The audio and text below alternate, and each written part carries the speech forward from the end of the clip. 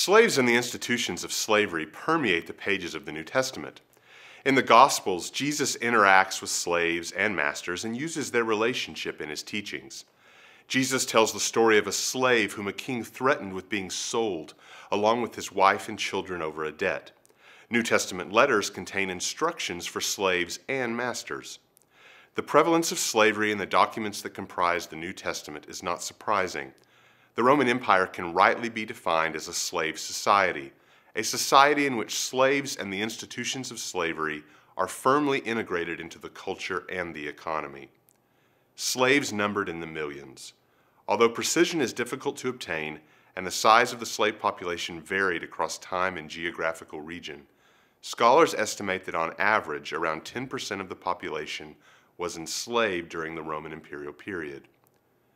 Slaves were secured by capture and warfare, kidnapping by pirates, penal slavery, enslavement of abandoned or sold children, self-sale, foreign imports, and births to slave women.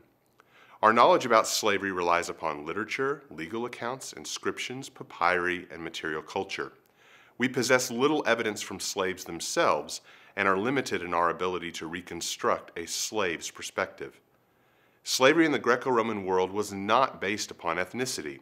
Rather, it was an institution of equal opportunity ethnic oppression.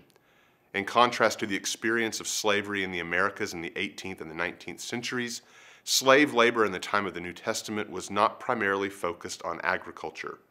Slaves were located in both urban and rural contexts and performed a variety of tasks. Estate managers, hunters, domestic help, craftsmen, retailers, couriers, clerks, teachers, doctors, midwives, wet nurses, sex workers, potters, and entertainers. Some slaves worked as agents on behalf of their owner's business interest. Imperial slaves and freedmen carried out important functions in the administration of Rome's vast empire. Legally, however, slaves were a thing and were regarded as chattel. Although manumission, release from the owner's power, was common, it was limited in scope.